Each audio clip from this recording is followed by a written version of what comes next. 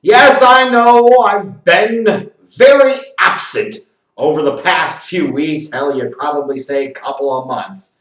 And unfortunately, life gets in the way sometimes. What can you say? Well, nonetheless, it's here, the 2019 NFL Draft. And I'm excited.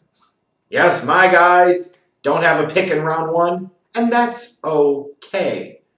Because I feel relatively confident that nobody the Bears would have taken with pick 24 would have been equivalent to Khalil Mack.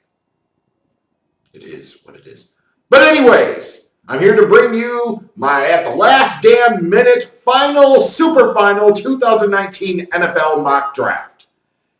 And if I had to sum this up quickly, confidence level minimal. Assuredness that I'm barking up the right tree in anywhere, pretty much non-existent.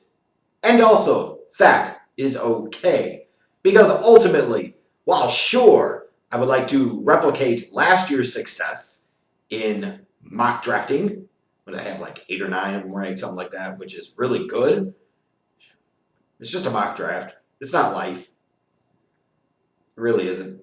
And there's an element of uncertainty even at the top of the draft, starting with pick 1, that makes this draft really, really exciting for me, especially considering my round pick. That's exciting stuff. So let's go ahead and take a look at the mock draft. I only had time to do one round. Again, I'm so sorry. I would have loved to have done so much more this whole draft season, and it just didn't happen. But man, even this late into at the time of recording, there are still not the Arizona Cardinals are going to take Murray number 1 overall, the quarterback out of Oklahoma, after all this time and all this belief that he was the guy. And the combine, everybody talk about it's going to be Kyler Murray, and it was a strong, prevalent theme that that's what was going to happen. It's interesting. Like last year with the Cleveland Browns, there's a lot of uncertainty until very, very, very, very late into the process, like the night before, the day of, where it started to really shake out that it was going to be Mayfield. You look here now, and a couple of months ago, it was Kyler Murray. Now, it could be Kyler Murray, it could be Nick Bosa, it could be Quinnen Williams. Who the hell knows? And that makes for an exciting draft. I ended up penciling in Kyler Murray, number 1 overall, just from a standpoint of if Cliff Kingsbury really likes him and they feel he's a more dynamic player than Josh Rosen, then they've got to go there. If you're going to go all in with Cliff Kingsbury, then you need to go all in with his guy.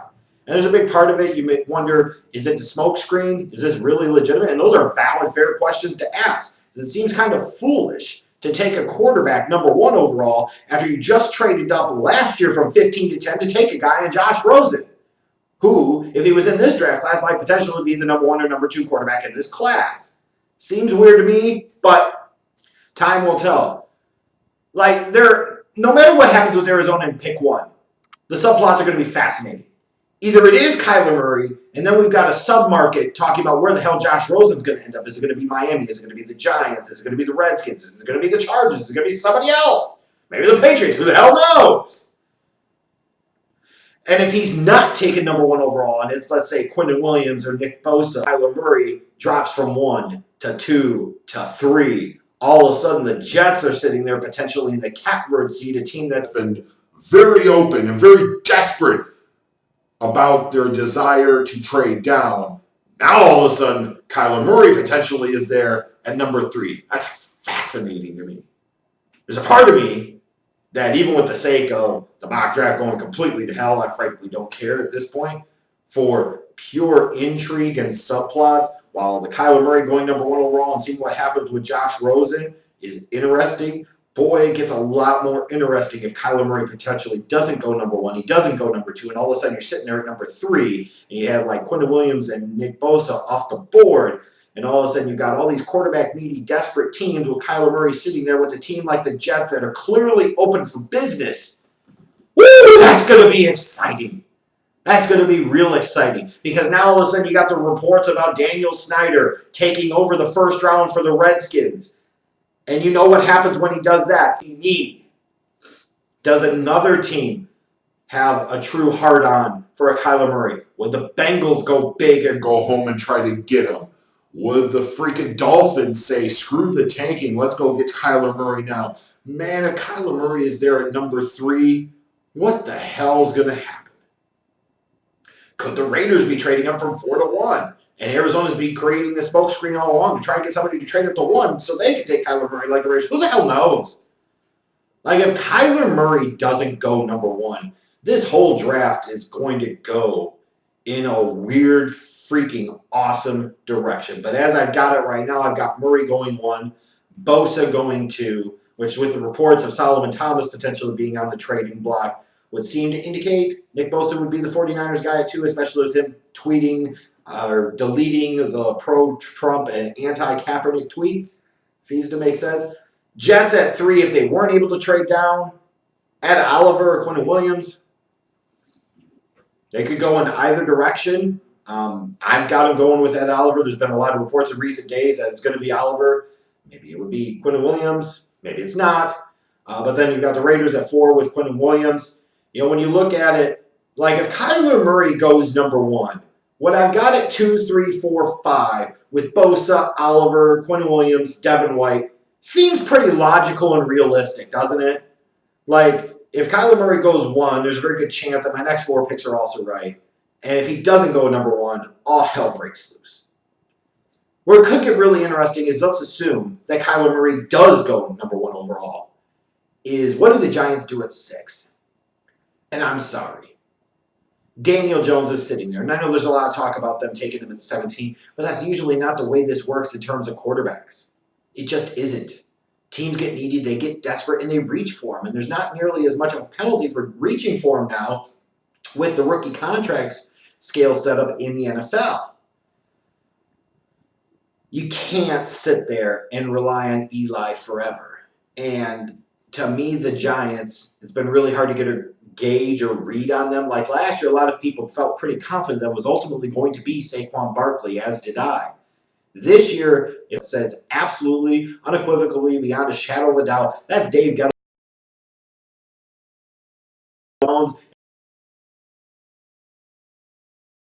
He's 6'5", he's white. We ain't gonna have some of that. Like, I would be more surprised if the Giants didn't take Daniel Jones at number 6 as opposed to if they did. And I don't think I'm the only one. I'd be stunned if he wasn't the number 1 quarterback on their board. I'd be stunned if Daniel Jones doesn't end up as a New York Giant at the end of Thursday. And I'd be even more stunned if they didn't take him at pick 6, which is interesting because it could cause some other players potentially to fall a little bit down the board.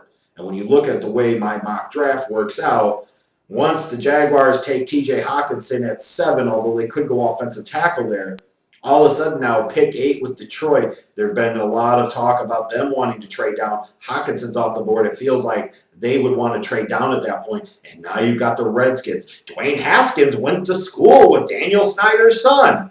They could trade up, get their quarterback, maybe have to give up a second-round pick to get him, but now have to give up the farm to do so. And now all of a sudden the Redskins, who desperately need a young quarterback for the next head coach after they fired Jay Gruden after 2019, it feels like a perfect match. I'm sure some of the coaches in Washington would rather have Daniel Jones, Bruce Allen, Daniel Snyder. Sure as hell feels like they would prefer Dwayne Haskins. And if you're the Redskins, trading up from 15 to 8 is not too incredibly cost prohibitive. It can make sense for them to make that type of move. And man, would that be fascinating to sit there and see both the Giants and the Redskins in the same division spend a first-round pick on a young quarterback, and the Redskins making another big move up the board in order to do so. I've got the Falcons trading up from 14 to 9 to get Christian Wilkins. They might just be able to stay put at 14. You know, it is around this point in time where it got really crazy for me because you're going to have runs on certain positions. And to me, quarterback is always a position that's in line for a big run. And in some ways, this is somewhat similar potentially to the 2011 draft class where Cam Newton was kind of the clear-cut number 1 quarterback in theory. And a lot of people feel like Kyler Murray is a clear-cut number 1 quarterback, although I don't know I fully agree with that. But then you had other quarterback reaches, Jake Locker, Blaine Gabbert, Christian Ponder. Remember all that legendary love at the quarterback position. Another situation where it wouldn't surprise me to see Cincinnati go for a young quarterback ready to move on from the Andy Dalton experience, and you see 4 quarterbacks go in the first 11 picks. Now, what will be notable for some of you perhaps is that I've got Josh Allen dropping a little bit, actually all the way to pick 13. You guys know how this works. You'll always have 1 or 2 guys every year that have always been presumed top 5, maybe to top 10 picks, or sometimes top 3 picks. I think Jonathan Allen a couple of years ago, and so on and so forth. My concern with Josh Allen is maybe some teams don't view him as dynamic enough, and kind of the way the draft would break out, especially with a run on quarterbacks early on, it wouldn't surprise me to see a guy like Josh Allen potentially drop out of the top 10. I think it's going to happen because, again, I'm going to emphasize, I really don't know what to make of this draft. I really don't know how to feel out this draft. And it's really interesting when you have so much uncertainty still with the first pick, it really throws everything else into disarray. But again, you can peep my mock draft in the description box. You can comment on it. I'll be on Twitter all draft long, opining like you love me or hate me to do. Buckle up, bitches! It's going to be a bumpy ride, especially if you're a Redskins fan wondering why the hell this team is going to trade up for a quarterback.